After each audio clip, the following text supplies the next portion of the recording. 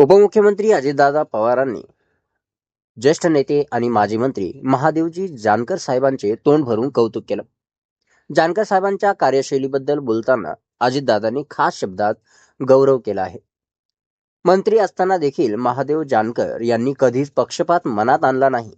विरोधकांचीही कामे त्यांनी तितक्याच प्रामाणिकपणे केली. मी स्वतः अनेक वेळा कामे घेऊन गेलो आणि त्यांनी ती मनापासून पूर्ण करून दिली. पुढे अजितदादा पवार म्हणाले, सामान्य माणसाची नाळ जुळवून ठेवणारा नेता म्हणजे महादेव जानकर साहेब. राजकारणात सत्ता येत जात असते, पण काम करण्याची पद्धत मात्र महादेव जानकर साहेबांसारखी असावी. प्रामाणिक, लोकाभिमुख आणि विकास केंद्रित.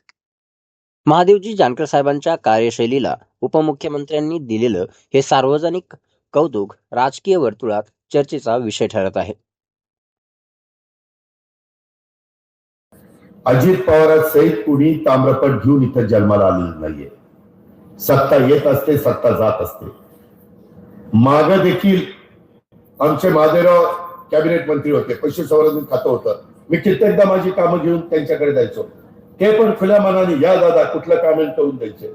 कधी त्यांनी भेदभाव केला नाही. मी मंत्री आहे तो पूर्ण महाराष्ट्राचा आहे, महाराष्ट्रातल्या जनतेचा आहे हे त्यांनी मनामध्ये ठेवलं आणि आम्हाला सगळ्यांना त्या काळामध्ये मदत केली. मंत्री असताना पण माझ्या भागात यायचे आणि तिथं साध्या साध्या घरामध्ये कधी कार्यकर्त्याच्या घरी मुक्काम करायचे. सकाळी उठल्यावर तिथंच बाहेर आंघोळ करायचे, तिथंच सगळं उरकून पुन्हा कामाला लागायचे.